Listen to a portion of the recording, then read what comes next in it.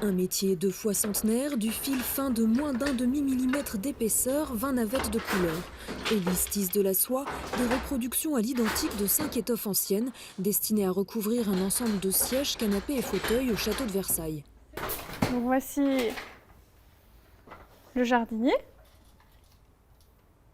Voilà, c'est ce que je suis en train de faire. Un travail de patience. En moyenne, elle tisse 4 cm d'étoffe par jour, 2 cm lorsque les motifs sont plus complexes. Il y a plein de petites choses, de petites techniques, de gestes qui sont hyper raffinés en fait.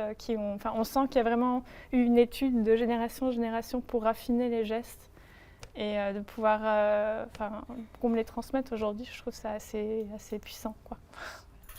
La restauration du patrimoine représente une infime partie du travail de la maison Prel, fondée en 1752. 85% du chiffre d'affaires de la manufacture est assuré par des particuliers, des clients qui consacrent parfois jusqu'à 1 million d'euros au tissu Prel pour décorer leur maison, un bateau ou un avion. C'est ça que les étrangers viennent chercher, un art de vivre à la française. Ce qui fait la réputation de la décoration française, c'est une histoire qui s'est déroulée pendant 250 ans, qui a fait que la décoration lyonnaise et les soirées lyonnaises ont rayonné sur le monde. Pour les étoffes moins complexes, le tissage est mécanisé, mais il nécessite tout de même une intervention humaine, tout comme la mise en place des métiers ou la préparation des bobines. Lydia s'occupe des chaînes. Aujourd'hui, elle doit assembler et tendre en parallèle exactement 9712 fils, pas toujours facile. Ah oui, le fil est vivant de toute façon, hein. Pour moi, le fil est vivant, hein.